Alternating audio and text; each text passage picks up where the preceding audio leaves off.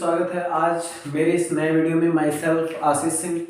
तो कल हमने लेसन 9 का त्रिकोणमिति के कुछ अनुप्रयोग के फर्स्ट क्वेश्चन हमने सॉल्व किया था। आज सॉल्व करने हमें सेकंड क्वेश्चन। तो कल वाली बात सपोज दैट आप लोगों को याद होगी कि मैंने कहा था कि क्वेश्चन करने से पहले हम क्वेश्चन को कितनी बार पढ़ेंगे, 3 बार पढ़ेंगे, 4 बार पढ़ेंगे। क्वेश्चन को समझेंगे, क्वेश्चन कह क्या रहा है, पहले उसको समझते हैं क्वेश्चन कहता क्या, फिर उसको हम सॉल्व करते हैं। तो आप लोगों को क्वेश्चन दिख रहा होगा, मैं बुक से पढ़ रहा हूँ, क्वेश्चन देख लीजिए। आप लोग भी बुक से देख लीजिए, यहाँ पे आपको शो हो रहा होगा क्वेश्चन, आप लोग देख सकते हैं। तो क्वेश्चन क्या कह रहा है, आंधी आने से एक पेड़ टूट जाता है। एक पेड़ है वो आंधी आने से क्या होता है, टूट जाता है। टूटा हुआ भाग इस तरह मुड़ा है कि पेड़ का शिखर जमीन को छूने लगता है और इसके साथ 30 डिग्री का कोण बनाता है। पेड़ के पाद बिंद की दूरी जहां पेड़ के शिखर जमीन को छूता है 8 मीटर है। तो पेड़ की ऊंचाई ज्ञात कीजिए। सबसे पहले क्वेश्चन आप लोगों को दिख रहा होगा, क्वेश्चन दिख रहा होगा, आप लोग क्वेश्चन पढ़ चुके होंगे, ठीक है। तो आशा करते हैं क्वेश्चन पढ़ चुके होंगे। तो आप चलते हैं क्वेश्चन को सॉल्व करते हैं। कहता है एक पेड़ है, कह रहा है एक पेड़ है, तो पेड़ कैसा होगा, सीधा होगा। पेड़ कैसा होगा, सीधा होगा। यहाँ पे मेरी लाइन सीधी नहीं है, लेकिन पेड़ क्या होगा, सीधा होगा, ठीक। एक पेड़ था, छोटा सा मान लेते हैं। पेड़ जब आंधी तेज आई तो पेड़ क्या हुआ, टूट गया।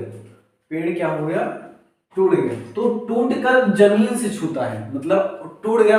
कितनी लंबी थी, हमें पेड़ कितना लंबा था ये हमें पता नहीं। पेड़ टूट गया तो मान लेते हैं जो टूटा हुआ भाग, यहां से मान लेते हैं पेड़ टूट गया। और पेड़ कितना लंबा था जब वो खड़ा था, तो पेड़ मान लेते हैं इतना लंबा था। कितना लंबा था, इतना। यहां तक पेड़ था जब खड़ा था। अब ये पेड़ इस समय खड़ा है, यहां तक पेड़, ये यहां तक है पेड़, पेड़ खड़ा है। अब पेड़ आधी में यहां से बीच से टूट गया, तो ये टूट कर इस राउंड हो गया। ये जो भाग ऊपर वाला था वो कहां पे छूने लगा, जमीन को छूने लगा। कहां पे छूने लगा, ये पेड़ टूटकर जमीन को छूने लगा, ठीक। यहाँ पे ये पेड़ यहां से टूटकर जमीन को छूने लगा, यहां तक पेड़ टूटकर किसको छूने लगा, जमीन को छूने लगा। और जमीन को छूने के बाद, जमीन को जब ये पेड़ टूटा आधे से जमीन को छुआ, तो कितने डिग्री का कोण बना रहा है, तो कहना 30 डिग्री का कोण बना रहा है। कितने डिग्री का कोण बना रहा है, 30 डिग्री का। अब देखो, जब यहाँ पे पेड़ की जो शाखा है या फिर मान लेते हैं सिर है, वो यहाँ पे छुआ, यहाँ पे छुआ, तो यहाँ से और पेड़ की जो जड़ थी यहाँ पे, मतलब दूरी थी कुछ, तो यहाँ से यहाँ तक उसकी जो दूरी थी वो दिया गया है। कितना दिया है, 8 मीटर। कितनी दूरी है, 8 मीटर, ठीक। कोई दिक्कत, कोई दिक्कत नहीं। अब देखो क्या कह रहा, बस इसमें दिक्कत क्या होती है, हम फंसते कहाँ है। हम डायरेक्ट कहते हैं पेड़ की ऊंचाई सॉल्व करना है, तो हम यहाँ से यहाँ तक मान लेते हैं और पेड़ की इस ऊंचाई ज्ञात करने लेते हैं। लेकिन हमें टोटल पेड़ की ऊंचाई ज्ञात करनी है। क्या करनी है, टोटल मतलब पूरे पेड़ की ऊंचाई ज्ञात करनी। तो पूरा पेड़ यहाँ से यहाँ तक था, यहाँ से यहाँ तक, तो ये वाला भाग टूटकर यहाँ पे आ गया। तो पहले इसको निकालेंगे, इसको भी निकालेंगे, दोनों को ऐड कर देंगे। ये भी पेड़ है, यहाँ तक आधा पेड़ है, और ये वाला भाग जो टूटा वो यहाँ पे है, मतलब ये दोनों पेड़ की ही शाखाएं हैं। तो पेड़ यहाँ से यहाँ तक हुआ और ये टूट गया, यहाँ से यहाँ तक हो गया। तो पहले हमें करना क्या है, इसको निकालना और इसको भी निकालना, दोनों को ऐड करना, तब हमें पेड़ की ऊंचाई पता चलेगी। ये दिया है, इसको यहाँ से लेकर यहाँ तक क्या मान लेते हैं, कुछ नहीं है, तो मान लेते हैं h। क्या मान लेते हैं, h। और ये आधा ही पेड़ अभी निकाल ले, ध्यान रखना, क्योंकि यहाँ से पेड़ टूटा है, तो आधी पेड़ की ऊंचाई हुई, पूरे पेड़ की ऊंचाई नहीं हुई। तो पहले आधे पेड़ की ऊंचाई मान लेते हैं। इस पॉइंट को a मान लो, इसको b मान लो एंड इसको c मान लो, ठीक। कोई दिक्कत, कोई दिक्कत नहीं। ग्राफ आप लोगों को दिख रहा होगा, समझ में भी आ गया होगा, नहीं जाएगा समझ में। इसको a मान लिया, इसको b मान लिया, इसको c मान लिया। आप करते क्या है, सबको पता है हम क्या लिखते हैं, यहाँ पे त्रिभुज बना लेते हैं a b c। जो भी मान निकालेंगे हम त्रिभुज a b c से निकालेंगे, ठीक, त्रिभुज ई से। अब देखो हमें यच निकालना है, तो ये क्या हो, लंबा वाला भाग क्या कहते हैं, लंब कहते हैं। इसे क्या कहते हैं, आधार कहते हैं, और इसे क्या कहते हैं, कर्ण कहते हैं। तो अभी हमें लंब और आधार है, तो लंब बटा आधार किसका फॉर्मूला होता है, तो कहना कि tan थीटा बराबर लंब बटा क्या होता है, आधार होता है, tan थीटा बराबर क्या होता है, लंब बटा आधार। अब थीटा का मान यहाँ पे कितने डिग्री दे रखा है, तो कहना थीटा का मान 30 डिग्री दे रखा है। और लंब क्या है, तो लंब h है और आधार क्या है, 8 है। रख दो फटाफट, कोई दिक्कत, कोई दिक्कत नहीं। अब tan 30 डिग्री मतलब tan 30 डिग्री का मान होता है 1/√3 और इक्वल टू h/8। तिरछा गुणा करा दो तो ये √3 h बराबर 8 हो जाएगा, या h बराबर 8√3। फिर इस टाइप में हो गया। अब देखो, अब देखना क्या है भाई, ये h निकला मतलब h बराबर हमें 8√3 पता चल गया, लेकिन क्या ये टोटल मतलब पूरे पेड़ की ऊंचाई है, तो कहना नहीं है, क्योंकि पेड़ तो यहाँ से टूटा है, आधा ही पेड़ का भी निकाले हम। टोटल अगर पेड़ की ऊंचाई ज्ञात करनी है तो हमें ये भी पता होना चाहिए कि ये यहाँ से यहाँ तक कितना लंबा था, क्योंकि पेड़ खड़ा था तो स्ट्रेट था। तो यहाँ से यहाँ तक जब पता चलेगा तब इन दो, इसको और इसको जोड़ेंगे, तब पूरे पेड़ की ऊंचाई पता होगी, होगी नहीं होगी। तो सबसे पहले इसमें नीचे अंडर रूट है तो उसको हटाने की कोशिश करते हैं। तो करते क्या है, √3 से नीचे और ऊपर गुणा करा देते हैं। तो ये रूट से गुणा होगा तो क्या हो जाएगा, 3 हो जाएगा, इससे इस तरह हो जाएगा। ठीक, अब देखो, अब इससे कैसे निकालें, ये क्या है कर्ण, इसको कैसे निकाला जाए, तो सिंपल सी बात है, पाइथागोरस प्रमेय से। कौन से प्रमेय से, पाइथागोरस प्रमेय से,